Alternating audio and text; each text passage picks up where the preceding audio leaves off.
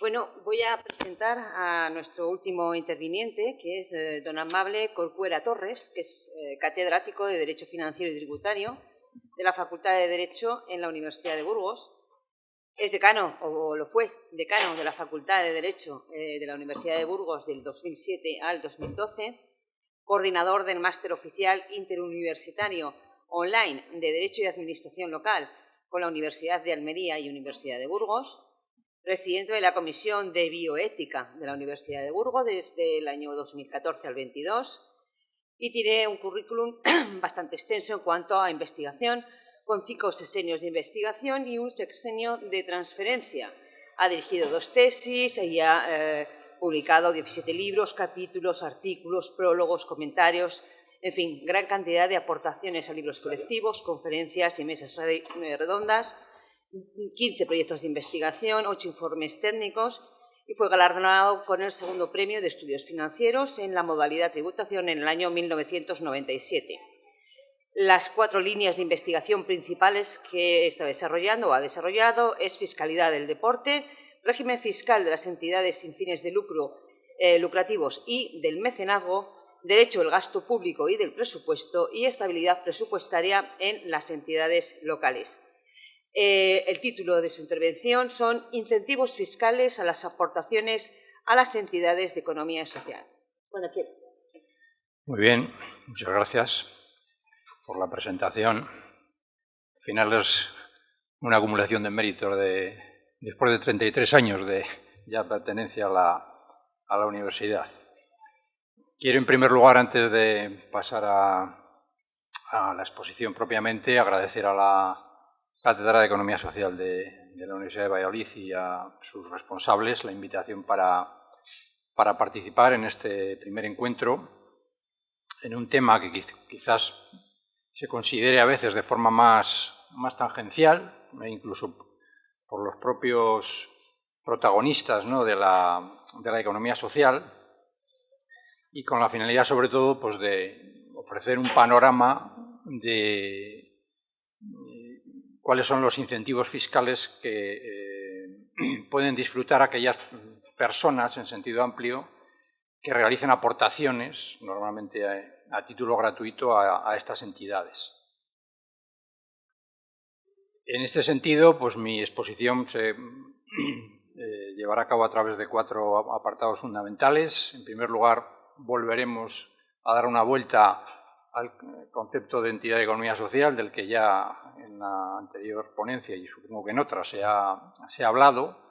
En definitiva, saber qué entidades pueden generar estos incentivos fiscales, los requisitos a cumplir por las entidades receptoras que van a otorgar a los, entre comillas, mecenas, podemos hablar, ¿no?, los beneficios fiscales más relevantes, cuáles son en particular esos incentivos fiscales, a través también de 5 posibilidades, eso que yo llamo generalmente aportaciones de personas físicas, que luego veremos que realmente es un término genérico que se concreta en varias operaciones jurídicas, la figura del convenio de colaboración empresarial, la organización de actividades de interés general, el patrocinio publicitario y, finalmente, el denominado Business Angel o el ángel de los negocios, podríamos decir, ¿no?, si traducimos a nuestro idioma. Y haré finalmente un breve repaso, muy rápido, a los diferentes incentivos fiscales que también regulan, en este sentido, las comunidades autónomas. Bien, comenzando por las entidades de economía social que pueden llegar a originar incentivos fiscales para los donantes o aportantes, lógicamente debemos partir del artículo 5.1 y ese listado más o menos cerrado, que nos relata algunas de ellas. Prácticamente todas van a poder ser de alguna manera, o van a poder generar estos incentivos fiscales, aunque va a haber claramente unas en una posición más ventajosa que otras. Básicamente, las fundaciones y asociaciones, siempre que cumplan unos requisitos, van a posibilitar que las aportaciones a ellas sean deducibles fiscalmente, ya digo, de diferentes maneras. En cuanto a la regulación de esta tipología fuera del ámbito tributario, a mí me recuerda a un concepto que yo suelo utilizar a veces, que es el concepto marketing, ¿no? Quiero decir, el concepto de economía social es casi más un concepto de marketing, de nombre comercial, que un concepto técnico-jurídico, porque realmente luego a la hora de determinar, pues ya digo, hay un listado ahí en el artículo 5.1, se permite además de esas otras entidades singulares, que has hablado de la ONCE, se podría hablar también de la Cruz Roja, por ejemplo, en ese sentido, y luego, claro, el artículo 5.2 pues deja abierto el campo para que al final cualquier entidad que sea calificada como tal por una comunidad autónoma y se incluya en su registro, pues tenga esta naturaleza. Eso, lógicamente, entronca con lo que se ha comentado en la ponencia anterior, ¿no? Al fin y al cabo, estos incentivos fiscales no son sino una medida de fomento, igual que las subvenciones directas, que quizás es la medida de fomento más conocida. Esto es una medida de fomento indirecta a través de la técnica, digamos, de la zanahoria. Sabemos que a Hacienda le gusta más la técnica del palo y no tanto la de la zanahoria. Pues a través de la técnica de la zanahoria de lo que se trata es de primar fiscalmente o recompensar fiscalmente a personas que renuncian a parte de más o menos, a parte de su patrimonio de forma gratuita para acabar financiando a estas entidades que se supone todo ello está justificado por el fin social, el fin de interés general y también el fin social que llevan a cabo. En última instancia, pues no debemos olvidar que toda la actuación del tercer sector se justifica su promoción pública en que están sustituyendo a los poderes públicos y les están ahorrando un presupuesto, unos fondos que normalmente deben figurar en sus presupuestos, ¿no? En definitiva, de una manera o de otra va a haber opciones para poder canalizar ese animus donandi, que dirían los civilistas, o ese ánimo de ejercer de mecenas en unas entidades u otras, pero ya digo que con más o menos restricciones, como veremos. Bien, de hecho,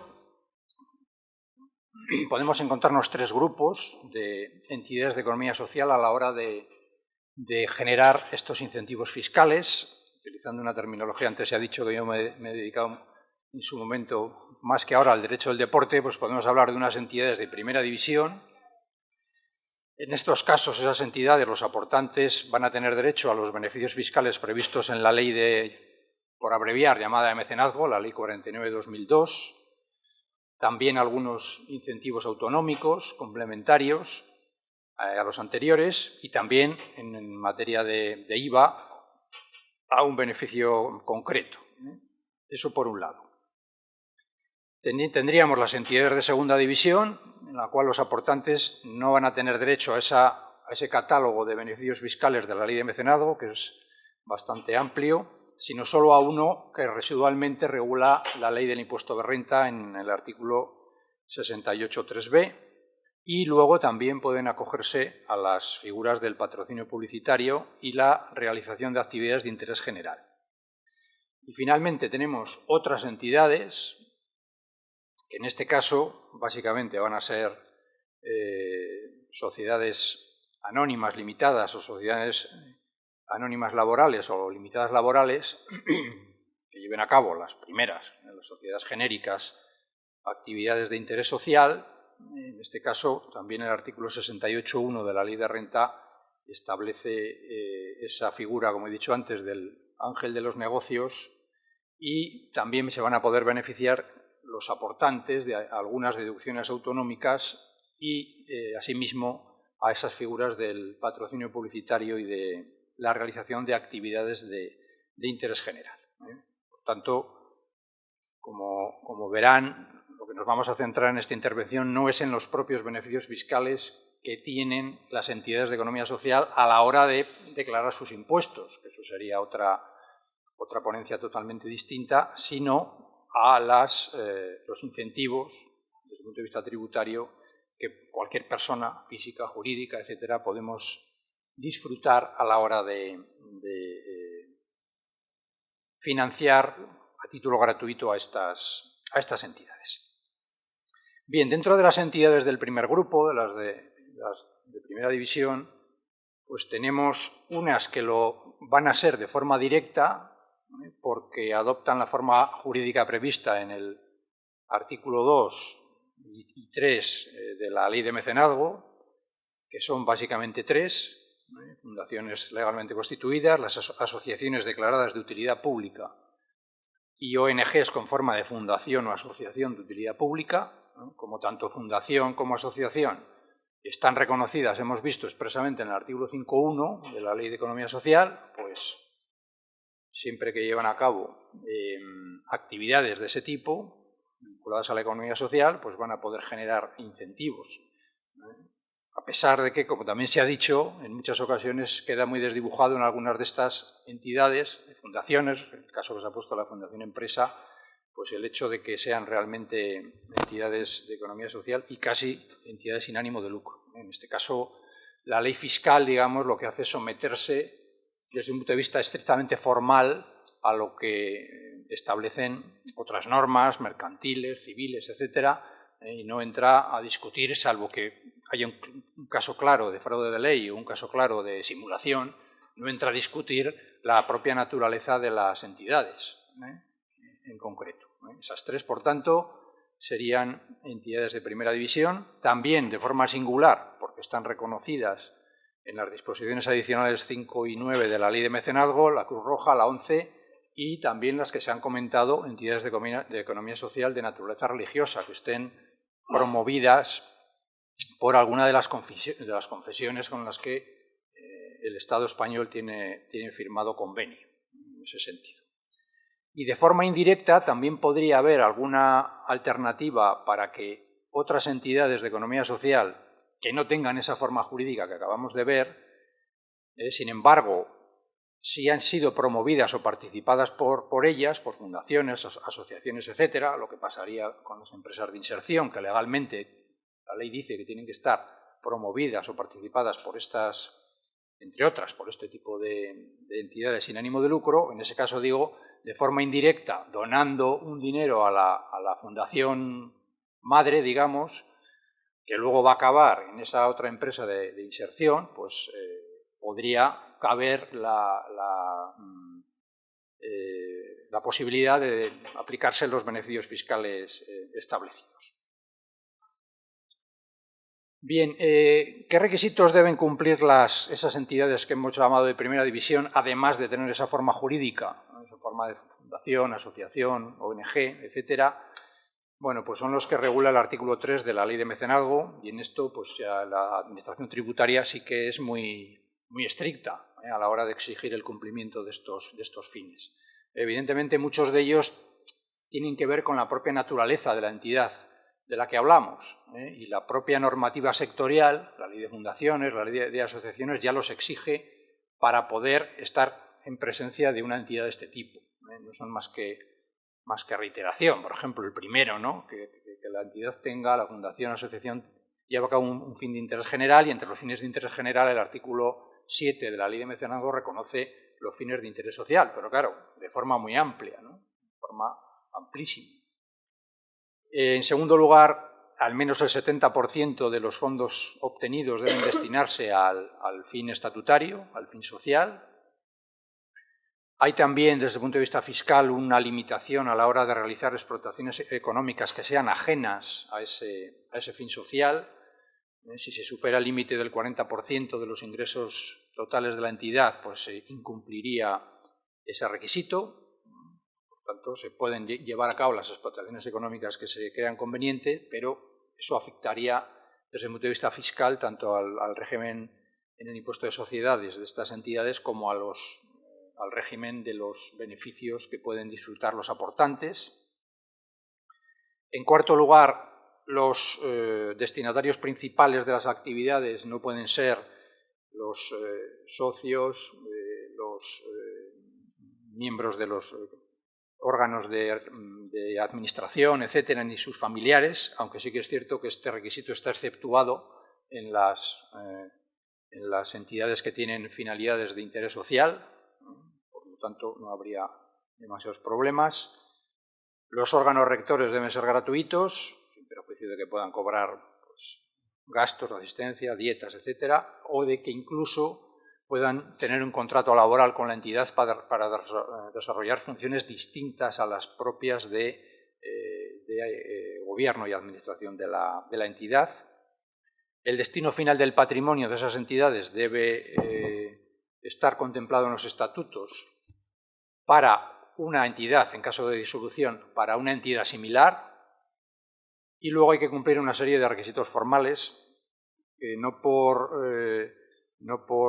aunque nos parezcan poco importantes, pues dejan de serlo. De hecho, muchas entidades de este tipo, por descuidos, porque falta normalmente profesionalidad en su gestión, etcétera, acaban perdiendo la condición de entidad de primera división porque no están inscritas, por ejemplo, que puede parecer una cosa un poco absurda, ¿no? Porque se han constituido y no han procedido a la inscripción registral, y más frecuentemente por incumplimiento de algunos deberes que hay que llevar a cabo todos los años. Contabilidad, rendición de cuentas ante los órganos de los protectorados, etcétera, bien sean autonómicos o nacionales, y finalmente también hay que elaborar una memoria, un documento a presentar ante la agencia tributaria para poder ser considerado como entidad de primera división. Bien, entidades de segunda división serían aquellas que teniendo la forma prevista en la ley de mecenazgo, bien fundaciones legalmente constituidas que rindan cuentas al órgano de protectorado o asociaciones de utilidad pública, sin embargo, incumplen cualquiera de los requisitos del artículo 3. Eso, digamos, que les obligaría a descender de primera a segunda división. En todo caso, son también requisitos estrictos, porque fuera de estas entidades no caben otras para poder beneficiarse sus aportantes de una pequeña deducción del artículo 68.3b de la ley de renta, y cualquier asociación que no tenga utilidad pública, que hay muy pocas las que tienen la utilidad pública, pues se queda fuera. Se queda fuera también, aunque incluso a veces cuando van a recabar estas donaciones anuncien que se tendrá derecho a deducción, lo cual pues no es así. Y finalmente, en la tercera categoría de otras entidades, encontraríamos las empresas de economía social de nueva o reciente creación con bien forma jurídica de sociedad anónima limitada, sociedad anónima laboral o limitada laboral, y que, eso sí, no estén admitidas a negociación en ningún mercado organizado de los existentes. Luego veremos que hay algún requisito más. Bien, entrando ya en los incentivos fiscales a estas aportaciones que se efectúan en entidades de economía social, vemos cómo lo que hay es una diversidad de posibilidades, de manifestaciones o de plasmación jurídica de esas aportaciones.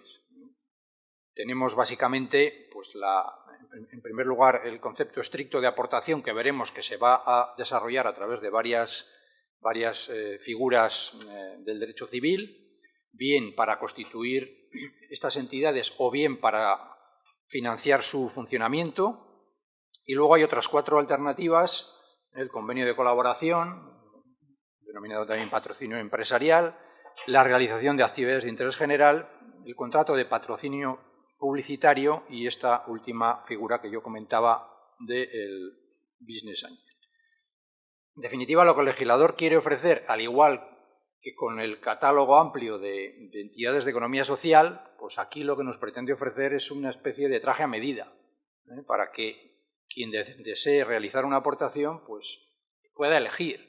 No es lo mismo el mecenas puro que quiere un anonimato de una donación que da una sociedad que una sociedad anónima que quiere realizar un patrocinio y quiere que ese patrocinio pues, circule, ¿no?, por las carreteras españolas, como podría ser el caso de un equipo ciclista, ¿no? En ese sentido, dependiendo del ánimo, de la finalidad y de las posibilidades en unos casos y en otros, en función de las figuras jurídicas que hemos visto, pues el poder disfrutar de unos u otros beneficios fiscales. Bien, dentro del concepto de aportaciones de ese primer grupo, que efectúen bien personas físicas o jurídicas, y en este caso ya he puesto ahí entre paréntesis, solo destinadas a las entidades, a las EPD, a las entidades de primera división, nos encontramos esas 5 alternativas. El típico donativo o donación, siempre que sea irrevocable, puro, simple, bien dinerario, bien de bienes, bien de derechos, y dentro de este se encuentra esa famosa figura del micromecenazgo, del crowdfunding, que tanto se lleva ahora. El crowdfunding va a tener o va a conceder un beneficio fiscal siempre que se lleve a cabo a una entidad de primera división, solamente. Si no, pues no va a dar lugar a los incentivos fiscales que veremos luego. En segundo lugar, también las conocidas cuotas de afiliación, también sin contraprestaciones, son los 2 mecanismos ordinarios, digamos, de financiación junto a las subvenciones de este tipo de entidades sin ánimo de lucro, de economía social. Y luego la ley del 2002 introdujo con carácter novedoso pues, la figura de la posibilidad de constituir usufructos también en favor de estas entidades, pues para cubrir un poco el hueco de propietarios de bienes que no quieren desprenderse de los mismos, que los puedan tener sin uso, pues siempre cabe la posibilidad de cederlos en usufructo para estas entidades, y eso también va a suponer un incentivo fiscal. Los donativos o donaciones de bienes del patrimonio histórico español, que bueno, en caso de entidades de economía social, pues es más complicado, o los donativos o donaciones de bienes culturales, en especial obras de arte, que sí que pudieran dar lugar, como veremos luego en algún ejemplo, a la explotación, ¿no?, de esos bienes, bien cedidos en usufructo, bien cedidos como donativo, como donación en propiedad. Bien, para conocer cuál es el importe del incentivo fiscal que las leyes tributarias reservan en estos casos, lo primero que tenemos que saber es que se trata en las aportaciones, en todo caso, de deducciones en la cuota del impuesto de la renta, del impuesto de sociedades o del impuesto de la renta de no residentes, siempre que se hagan, como digo, esos donativos a las EPDs. Dentro de lo que es el esquema de liquidación del impuesto de renta, pues una vez que hemos calculado la base liquidable y hemos aplicado la tarifa, bueno, ahora ya nos la aplica el renta web, pues hay un momento en que se obtiene la cuota íntegra. De esa cuota íntegra pues se pueden restar algunas cantidades, lo que se llaman deducciones de la cuota íntegra. Pues precisamente en ese momento de liquidación del impuesto es donde se ubican estos incentivos fiscales. Para calcular el importe, como digo, de la deducción, pues primero hay que partir de una base de la deducción, de una cantidad de dinero a la cual vamos a aplicar luego un porcentaje para hallar esa deducción. Y, lógicamente, como hemos visto que los negocios jurídicos o las operaciones jurídicas a llevar a cabo son diferentes, pues también son diferentes las formas de valorar, de calcular esa base de la deducción. Lógicamente, el supuesto más sencillo es en caso de donaciones o donativos en dinero, pues lo que nos hayan donado, evidentemente, o lo que hemos donado. Sin embargo, si donamos bienes o derechos, pues ya habrá que partir o bien del valor contable, en caso de una empresa, o bien del valor a efectos del impuesto del patrimonio si es una persona física. Que en el caso de inmuebles, pues habría que comparar tres valores: el catastral, el determinado comprobado por la Administración a efectos de otros tributos, que ahora es básicamente el valor de referencia catastral, o el precio o valor de adquisición. Eso, digamos, de esa manera ya traducimos la donación de ese bien en dinero. En el caso de usufructo, si es sobre inmuebles, se calcula aplicando el 2% del valor catastral para hallar esa base de la deducción. Sobre acciones, valores, etcétera, los dividendos o intereses que hubiera producido. y el usufructo de otros bienes pues, se calcula aplicando el interés legal del dinero por el valor del usufructo a efectos de otro impuesto, el impuesto de transmisiones. Las donaciones de bienes del patrimonio histórico o de obras de arte de calidad garantizada son valoradas por una Junta de Calificación, Valoración y Exportación del Ministerio de Cultura y siempre como límite máximo la ley impone el valor de mercado. No se puede calcular una base de una deducción por encima del valor de mercado del bien o de la operación que se lleva a cabo. En cuanto ya al importe de la deducción, en este caso, si el aportante es persona física, sería deducible bien en el impuesto de la renta o bien si es persona física no residente en el impuesto de no residentes, pues depende un poco de varias circunstancias. En primer lugar, de la cuantía. Los primeros 150 euros del total de nuestra aportación van una deducción potente del 80%, lo que pasa que una deducción un poco pobre porque la base es muy pequeña, 150 euros. Aquí el legislador, desde luego, pues debería ser algo más generoso, ¿no? Si quiere realmente fomentar este tipo de donaciones pues, o aportaciones, debería incrementar, en ese caso, no solo la deducción del 80%, sino la cantidad sobre la que se aplica ese 80%. El resto de la cantidad donada a partir de 150 euros pues va al 35%, y si se han llevado a cabo esas donaciones a esa misma entidad en los 2 años anteriores por un importe igual o superior, se aplica un 40%. A partir de 150 euros, que es lo que se llama, si hay una situación de recurrencia, si es una donación recurrente. Y hay también un límite en la base de la deducción, porque como mucho la base de la deducción total no puede superar el 10% de la base liquidable del impuesto de renta. Por tanto, podría ocurrir que alguien que dona una cantidad muy alta no se pueda deducir el total sobre el total de la cantidad, sino que pierda parte de la deducción. Y en el caso de entidades de segunda división, como comentaba antes, pues el incentivo fiscal es muy inferior. Como mucho te puedes deducir el 10%, también con el límite del 10% de la base liquidable. Bueno, había incluido algunos ejemplos que vamos a ver rápidamente en cada uno de los casos. Tenemos, primero de ellos, una aportante persona física a una entidad de primera división. Don Juan entrega a una fundación deportiva para la integración social de refugiados 3.000 euros en concepto de donación. Esa fundación cumple los requisitos y la base liquidable asciende a 60.000 euros. Bueno, lo primero que habría que ver es, todo esto te lo hace el programa de renta, el solo, pero bueno, habría que ver qué límite sobre la base liquidable tiene este contribuyente. La base liquidable son 60.000, por tanto, como mucho, para beneficiarse de deducción podría donar 6.000 al año. En este caso, como dona 3.000, pues entra dentro del límite, no hay ningún problema. Los primeros 150 euros al 80%, 120 euros. El resto, la diferencia, que son 2.850 al 35%, sumadas ambas cuantías, pues tendría derecho a una deducción de 1.117,50 euros. Bien, en el caso de que, otro ejemplo, una aportante persona física a una entidad que no es de la ley de mecenazgo, don Pedro dona 1.500 euros a una asociación que lleva a cabo labores de asistencia a reclusos y que no tiene concedida la declaración de utilidad pública.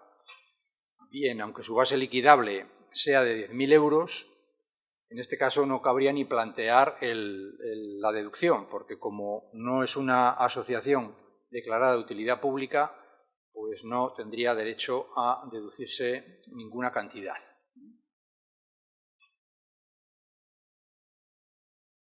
Bien, si el mismo supuesto anterior, considerando que la asociación tuviera obtenida la declaración de utilidad pública, pero no cumple alguno de los requisitos del artículo 3 y, por tanto, se configuraría como entidad de segunda división, pues en este caso, don Pedro sí podría deducir el 10% de la aportación, pero la base de la deducción no puede superar a su vez el 10% de la base liquidable.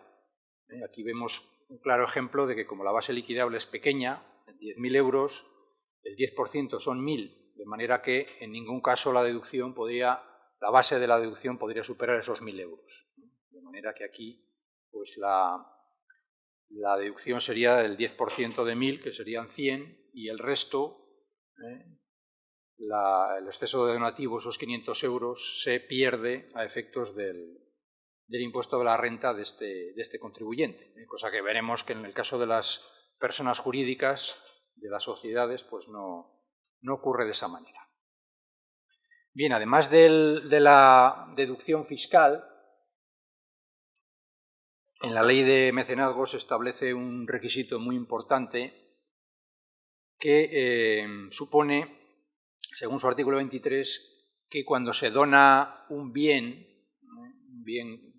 sobre todo bienes inmuebles, no hay que declarar la plusvalía que se hubiera podido generar en el valor de ese bien o derecho. Eso afecta tanto a las personas físicas en renta como a las sociedades en el impuesto de sociedades y también a todas ellas en el impuesto de plusvalía, el impuesto local que se hizo tan famoso hace unos años, ¿no?, por la declaración de inconstitucionalidad del Tribunal Constitucional. Digo que es un beneficio muy relevante porque cuando las personas físicas, sobre todo, realizan donaciones de bienes inmuebles, no suelen caer en la cuenta, porque muchas veces no se conoce, que ese bien inmueble, si de su valor de adquisición, la comparación del valor de adquisición y de transmisión, ha habido una ganancia patrimonial, hay que incluirla en la declaración de la renta, aunque no se haya realizado la ganancia, aunque no se haya obtenido un precio por ese dinero, por ese bien. Está pasando ahora mucho con la bonificación que hay aquí en Castilla y León del 99% en las donaciones. Padres donan a los hijos los pisos, dicen, bueno, pues tienen el piso gratis, pero luego cuando les toca hacer la declaración de la renta, si el piso costó 10 y lo han donado por 40, el valor actual es 40, hay que declarar 30 de ganancia, y cuando eso se multiplica por miles, pues hay que declarar ganancias muy grandes y pagar bastante impuesto. Bueno, pues en el caso de los donativos de bienes o derechos a entidades de primera división no hay que incluir esa ganancia. Bueno, tenemos aquí otro ejemplo con una donación de un local en esta radio de Madrid a una fundación para la asistencia a alcohólicos y toxicómanos. Ese inmueble costó 60.000 euros, con un valor comprobado de 55.000 y un valor catastral de 45.000. El valor de transmisión serían 90.000 y la base liquidable de don Generoso 625.000, ¿no? Pues aquí, para calcular la deducción, por un lado, tendríamos que, como hemos dicho antes, ver el límite máximo de la base de la deducción, que serían 62.500 euros, el 10% de su base liquidable. Luego calcular la base de la deducción. Para ello hay que tomar el valor a efectos del impuesto del patrimonio, que es el mayor de los que hemos reflejado en el supuesto, en este caso el valor de adquisición, 60.000 euros. Como está por debajo del límite de 62.500, pues se va a poder deducir el 100%, los primeros 150 euros al 80%, 120 euros, el resto hasta 60.000 euros pues al 35%, otros 20.947,50 euros adicionales, ese sería 21.067,50 el importe de la deducción, y complementariamente, como comentaba antes, la ganancia patrimonial por diferencia entre el valor de transmisión de 90.000 y el valor de adquisición de 60.000, que serían 30.000, no habría que incluirla en la declaración de la renta. También vemos un ejemplo de varios usufructos, para ver un poco el cálculo en estos casos.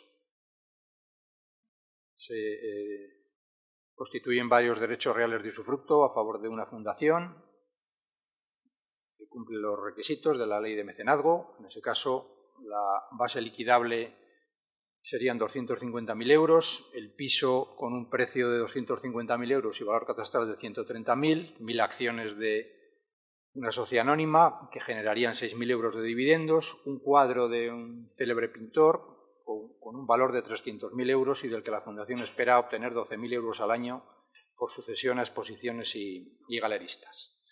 Bien, pues empezando por el piso, hemos dicho que es el 2% del valor catastral la base de la deducción, por tanto 2% de 130.000, 2.600. La base de la deducción del usufructo de las acciones serían los 6.000 euros que se han dejado de percibir. Y en el caso del usufructo del cuadro, pues habría que aplicar el interés legal, el 4,25, que he cogido yo no sé si exactamente este año es así, y según el valor del usufructo, según las reglas del impuesto de transmisiones patrimoniales. En este caso, el usufructo temporal se valora en un 2% por cada año de usufructo, con un máximo del 70%. Como son aquí 20 años, sería el 40% del valor del total del bien, 120.000, y ahí se aplicaría el 4,25, 5.000. Bueno, en definitiva, la base total de la deducción en cada caso serían 13.700. Como no supera el 10% de la base liquidable, que sería 25.000, pues de nuevo se deduciría 120 euros de los primeros 150 y el resto, 13.550, perdón, al 35%, 4.742. Bien, si es una persona jurídica la que ha realizado la donación, también tiene derecho a una deducción en cuota, en este caso en el impuesto de sociedades o en el impuesto de la renta de no residentes, si esta empresa, esta sociedad, no es residente en nuestro país. Y tenemos una deducción general del 35%, que se eleva 5 puntos al 40% si ha habido recurrencia. Si esa misma sociedad ha donado en los 2 ejercicios anteriores por un importe igual o superior a esa entidad de primera división. Y también hay un límite en la base de la deducción, como mucho puede ser el 10% de la base liquidable del impuesto correspondiente, pero esta es recuperable.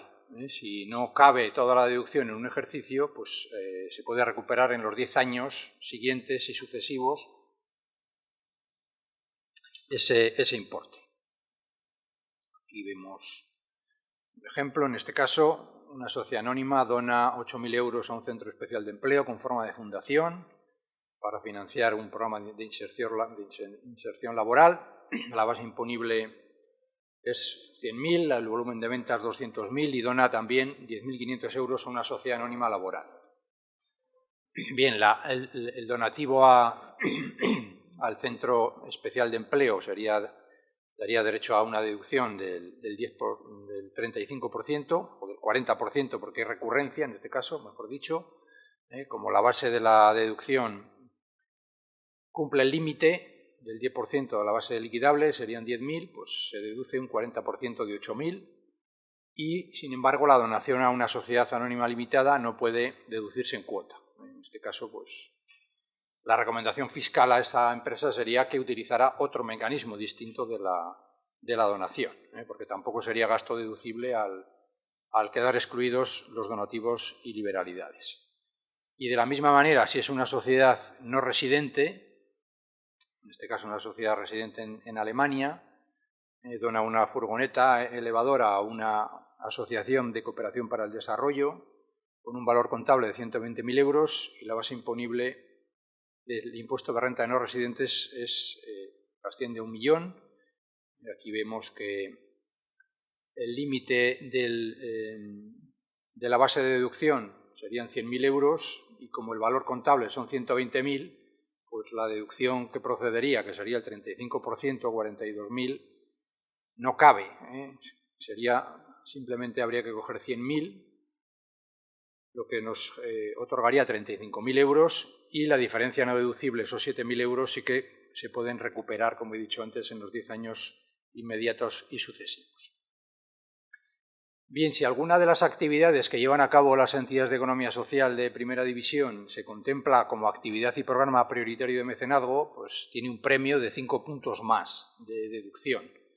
El asunto es que la ley de presupuestos pues es un poco tacaña, entre comillas, con las entidades de economía social, porque yo en el repaso del listado de actividades y programas prioritarios de mecenazgo del año 23 solamente he encontrado 4 situaciones que podrían, las 2 primeras sí, porque afectan a la 11, y las otras 2, pues dependiendo de lo que entendamos por economía social, ¿no? Los programas dirigidos a erradicación de violencia de género o también becas de un fondo, Soledad Cazorla, de huérfanos para la violencia de género.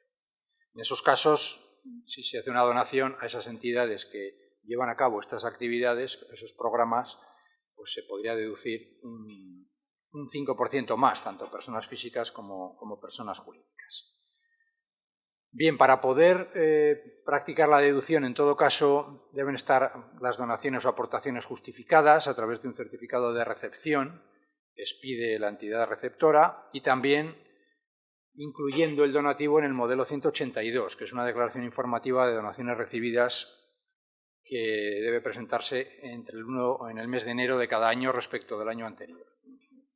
En muchas ocasiones estos requisitos tampoco se cumplen y hace que Hacienda, pues, si alguien se deduce una cantidad y no está incluido en el 182, pues la acabe llamando, con las molestias que supone y normalmente la pérdida de la donación para el año siguiente, en esos casos.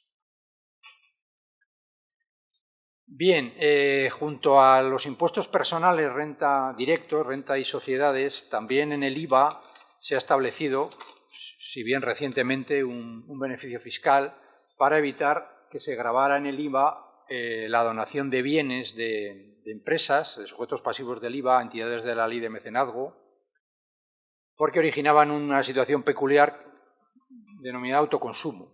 Esos bienes, al ser donados a título gratuito, obligaban a autorrepercutirse el IVA a los donantes, a las empresas que donan los bienes, y entonces también era una medida que desfavorecía o que no favorecía la donación. En este caso, pues hay dos medidas, realmente con cualquiera de ellas hubiera valido. En el artículo 79.3 del regla 3 de la ley del IVA se presume que los bienes que se donan en esos casos están totalmente deteriorados y por lo menos su valor sería cero. Y en el 91.4 también se establece un tipo del 0% para esas entregas de bienes. Entonces, no solo hay que multiplicar por 0 una vez, sino 2. Me parece que el legislador no se acordaba de que cualquier cosa multiplicada por 0 ya es 0. De manera que en ese sentido se ha pasado de largo, en ese caso. Bien, entrando ya en el bloque de otros mecanismos jurídicos para disfrutar de beneficios fiscales distintos de los anteriores, bien porque no se quiera optar por una donación, un donativo, un usufructo, o bien porque no se cumpla, la entidad correspondiente no cumpla los requisitos. Pues, en primer lugar, tenemos el llamado convenio de colaboración empresarial, según el cual hay dos sujetos, un colaborador que tiene que ser un empresario, persona física o jurídica, y una entidad de primera división. En este caso hay una donación en dinero o en especie, pero es una donación modal, porque se compromete la entidad receptora a dar difusión a la participación del colaborador, pero de una forma puntual y con un carácter informativo. Este requisito es el que le diferencia al convenio de colaboración empresarial del convenio de patrocinio publicitario, precisamente, que es una publicidad limitada. Por ello, no se considera tampoco prestación de servicios y no está sujeto al IVA, que es el segundo gran beneficio. No hay que descontar el IVA de la cantidad en que consiste el convenio. En esos casos lo perdería la entidad que recibe el dinero.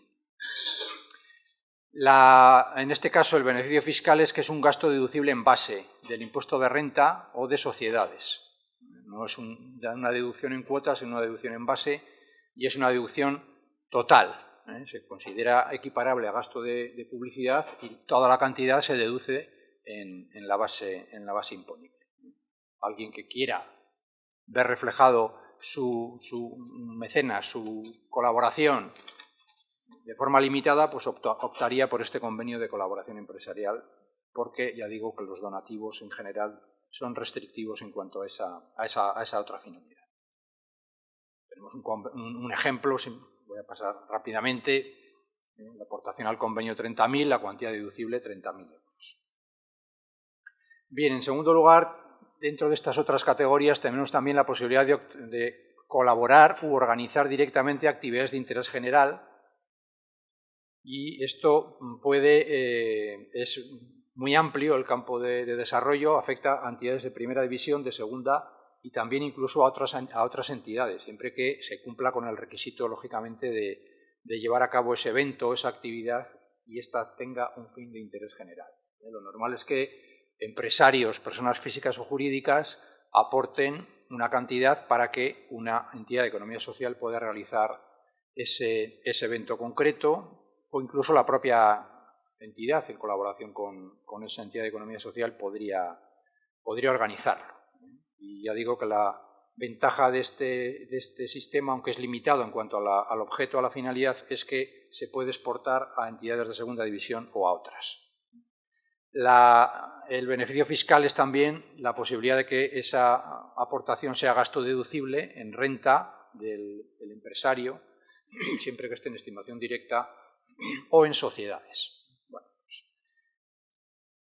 Bien, la misma filosofía tiene el contrato de patrocinio publicitario, contrato también denominado sponsorización.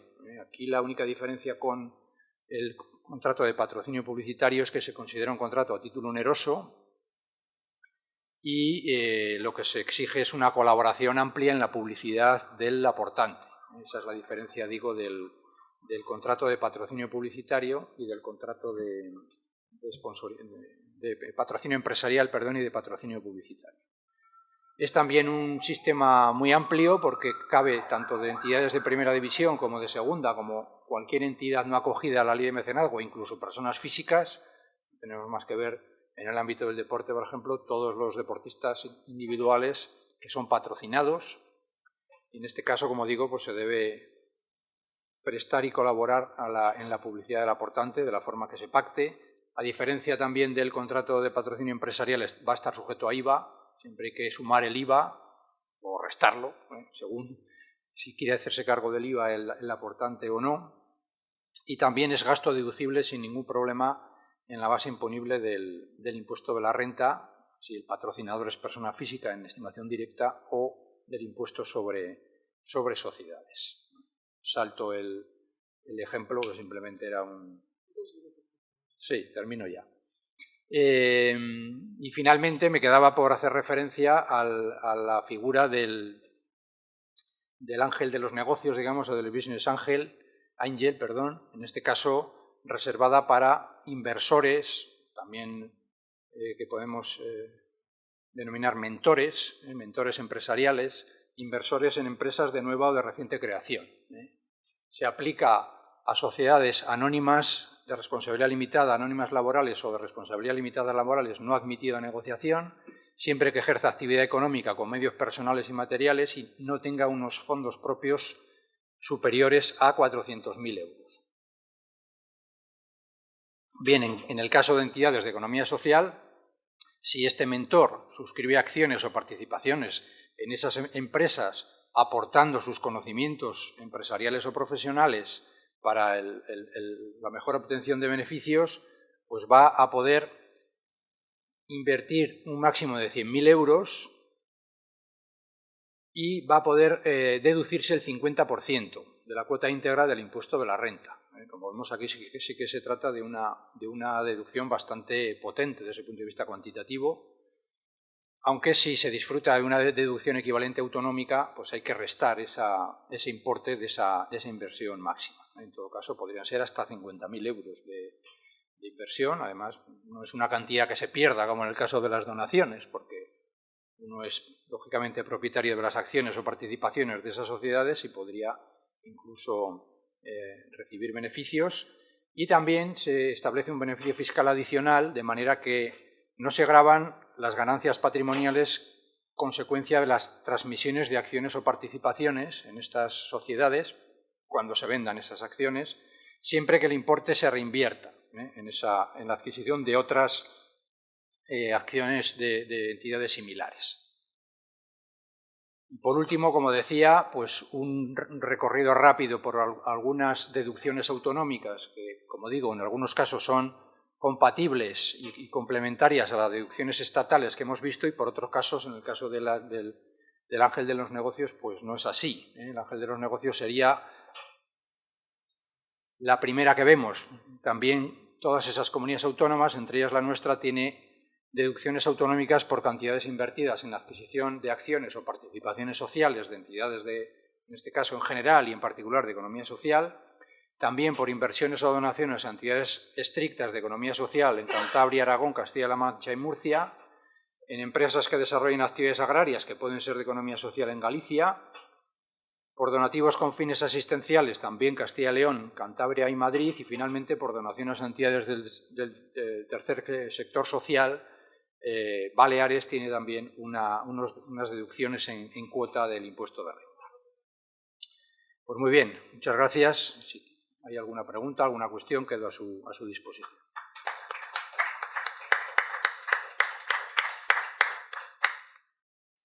¿Alguna pregunta? Bueno, pues como vamos en agujas con el tiempo, damos por cerrada esta sesión y os invito el próximo jueves a la última sesión, la última jornada. Poco más tengo que añadir a todo lo que se ha explicado esta mañana. Simplemente dar las gracias a todos los ponentes, todos los conferenciantes que han estado aquí hoy con nosotros, y también a los alumnos que han aguantado la sesión entera hasta las 2 de la tarde. Emplazar, como ha dicho mi compañera, para el próximo día, para el jueves 26, que tenemos una jornada entera también de mañana, y con ello daríamos por clausurado pues todos los encuentros que hemos organizado en materia de economía social. Hay que tener en cuenta que también hemos organizado una visita a la Fundación Santa María la Real, aunque hay algunos, José Luis, que consideran que la Fundación a lo mejor pues no deberían estar o considerarse como tal, pero yo me voy a quedar, he tomado bastantes notas y me voy a quedar con una frase que has dicho, que me ha gustado mucho, que es que la economía social es emprendimiento colectivo. Hemos tenido una mesa redonda la semana pasada y hablando un poco del tema del emprendimiento, pues se han extraído yo creo que varias ideas, hemos captado varias ideas para trabajar en ello. Efectivamente, el grupo de personas que se juntan para hacer empresa es lo importante de las entidades de economía social, las personas. Las personas es la clave y lo prioritario. Entonces, esta jornada la hemos dedicado un poco más, como se ha podido ver, a temas jurídicos. La mayoría, aunque vosotros seáis los primeros, no era de derecho, pero los últimos sí que eran del ámbito de derecho, porque las empresas o entidades de economía social, pues la materia jurídica también es relevante. Sin ella, pues no pueden tomar determinadas decisiones. Entonces, simplemente indicar que aquellos que han aguantado hasta el final, pues ahora mismo tendremos un pequeño aperitivo y nada, simplemente muchas gracias por toda la dedicación que habéis prestado hoy por la mañana.